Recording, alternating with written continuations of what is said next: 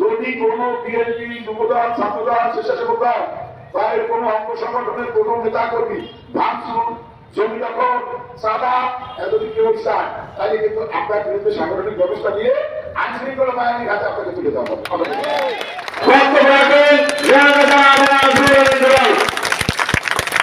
বিসমিল্লাহির রহমানির রহিম। আজকে বাংলাদেশ জাতীয়তাবাদী দলের চেয়ারপারসন আমাদের প্রিয় নেত্রী দেশনেত্রী বেগম খালেদা জিয়ার সুস্থতা কামনা ও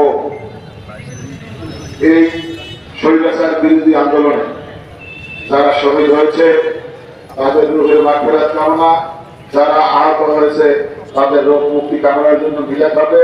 মিলাদ পূর্ব আলোচনা সভার সেনাসদ সভাপতি উপস্থিত, আমাদের নেতৃবৃন্দ উপস্থিত, জমিয়তে হিজবুল্লাহর সম্মানিত ওলামা কেরামবৃন্দ, প্রিয় ভাইরা, আসসালামু আলাইকুম। বক্তব্যের কিছু নাই, মূলত মিলাদ টাইমে দোয়া মিলাদ।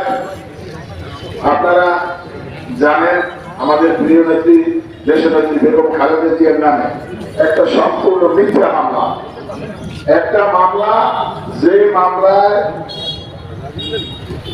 বিদেশ থেকে টাকা দিচ্ছে, সেই টাকা মানে 2 কোটি না 3 কোটি টাকা মতো সেটা জিয়া মানে ফাউন্ডেশন সেখানে জমা ছিল। সেই থেকে একটি জমি ক্রয় করা হয়েছিল ফাউন্ডেশনের নামে, কিন্তু জমিতে ভুল থাকায়, সমস্যা থাকায় ওই টাকা আবার ফেরত আনা হয়েছে, জমি ক্রয় করা হয় না। টাকা আবার জমা, টাকা মারতে পারতে 7 কোটির মতো হয়েছে। সেই মামলা দিয়া সেইটা একটা মামলা বানাইছে। অনারেবল সরকার বেগম খালেদা জিয়ার নামে কোনো মামলা বানাবার কোনো টাকা পায় নাই। সেই একটা মামলা করছিল। এই মামলাটা সম্পূর্ণ ভুয়ো মামলা, অসত্য মামলা, মিথ্যা মামলা। অর্থাৎ টাকা তো শোধ করে না। শেখ হাসিনা খালি বলতে যে এটিমেন্টটা আসলে খায় বলতে না, অন্যান্য और कोई नहीं, যে ব্যাংকের যত লুট, এই যে হাজার হাজার কোটি টাকা, এই এসালো, তারপর ইসলাম ব্যাংকের, তারপর বিভিন্ন ব্যাংকের যে কোটি কোটি টাকা একে তো সেই ক্রিয়া হয়ে গেছে। সব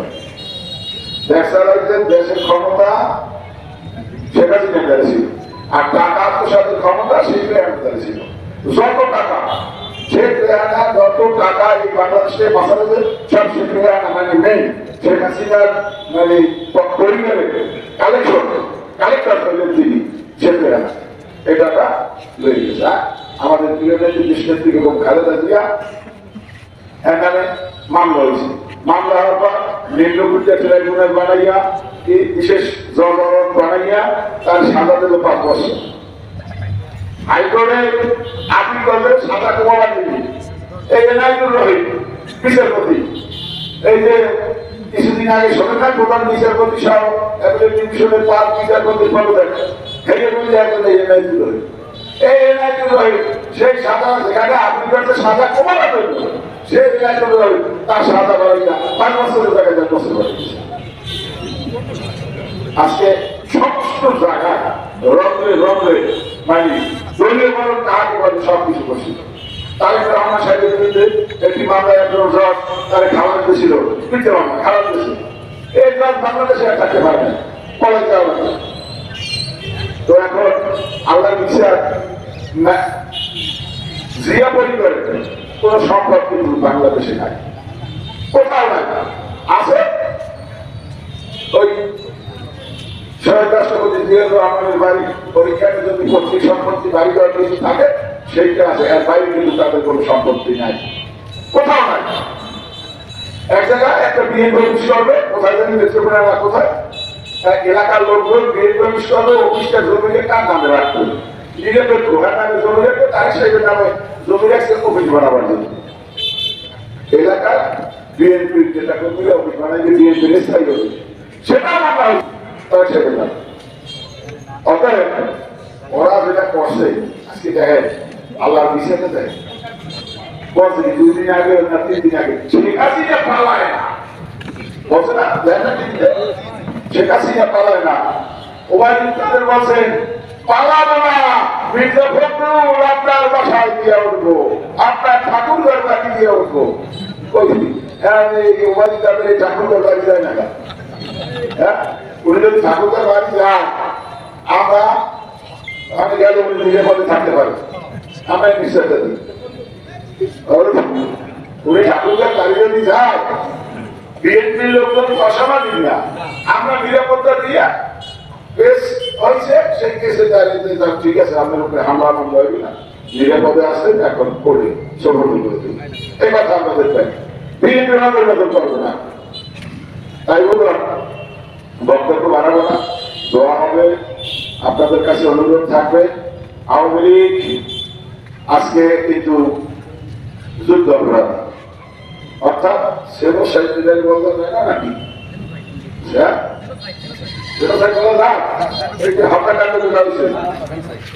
এখানে কি জেনোসাইড করা যাবে না?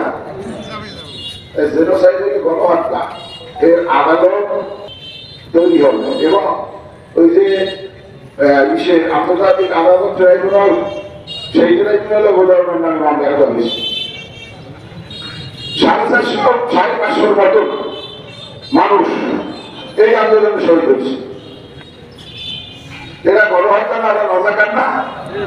স্বাধীনতার পর এই বাংলাদেশে বানালে তারা থাকতে পারছে, আর কমিটি ছিল না,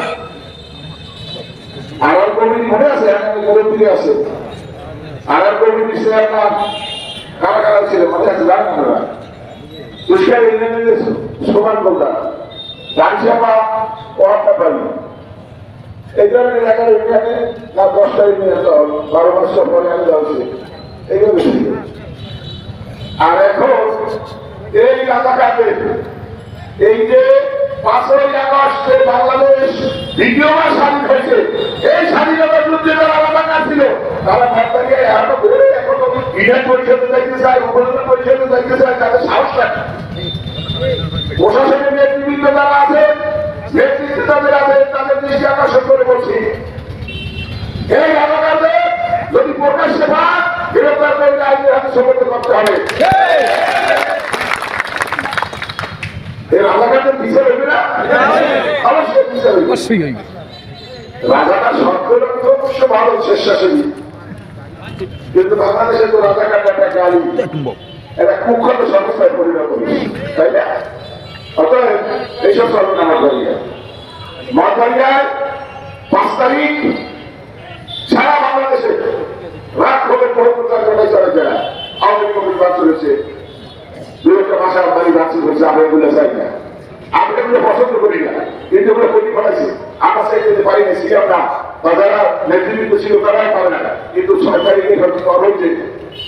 মঠবাড়িয়ার কোনো অঘটন ঘটছে? মঠবাড়িয়ার শান্তি শৃঙ্খলার কোনো অঘটন হয়েছে? মঠবাড়িয়া আমরা সারা মঠবাড়িয়া হিন্দুদের মন্দির, হিন্দুদের বাড়িরা আমরা সেখানে তাদেরকে সুরক্ষা আমরা দিয়েছি না? এটা আইন শৃঙ্খলার নামে রাজাকারকে কোনো ভাষা মঠবাড়ি চলবে না। তাই আপনারা সবাই সঙ্গে থাকবেন। আর আপনাদের উদ্দেশ্যে বলছি, তাই বলিয়া শান্তি শৃঙ্খলা আমাদের রক্ষা করতে হলে সমস্ত জায়গায় কোনো হিংসাত্মক কোনো কর্মকাণ্ড করা যাবে না, কোনো মানুষের হবে না, চাঁদাবাজি করা যাবে না, চাঁদা চাওয়া যাবে না। যদি কোনো বিএনপি, যুবদল, ছাত্রদল, স্বেচ্ছাসেবক দল বা এর কোনো অঙ্গ সংগঠনের কোনো নেতা কর্মী ভাঙচুর, জমি দখল, চাঁদা যদি কেউ চায়, তাহলে কিন্তু আপনার বিরুদ্ধে সাংগঠনিক ব্যবস্থা দিয়ে আইন শৃঙ্খলা বাহিনীর হাতে আপনাকে তুলে দেওয়া হবে।